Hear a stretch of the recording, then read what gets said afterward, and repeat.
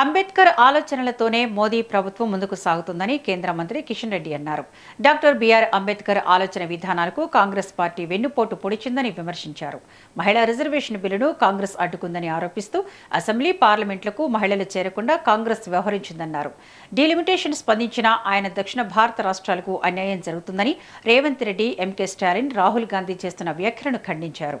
ఏ రాష్ట్రానికి అన్యాయం జరగకుండా సమాన నిష్పత్తిలో సీట్లు పెంచాలని ప్రధాని నరేంద్ర మోదీ నిర్ణయం తీసుకున్నారని తెలిపారు.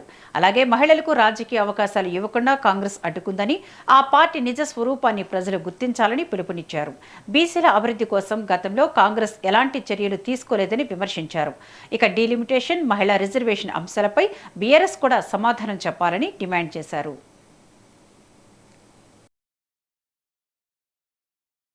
వచ్చే అవకాశం ఉండేది.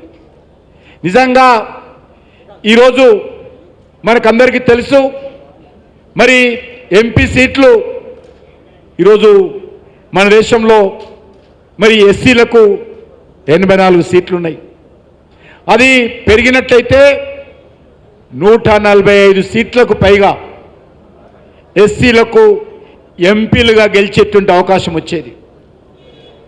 కాంగ్రెస్ పార్టీ నిర్ణయం కారణంగా 140 మంది ఎంపీలు పార్లమెంటుకు పోకుండా కాంగ్రెస్ పార్టీ అడ్డుకున్నదనే విషయాన్ని ఈ సందర్భంగా మనవి చేస్తా ఉన్నాను.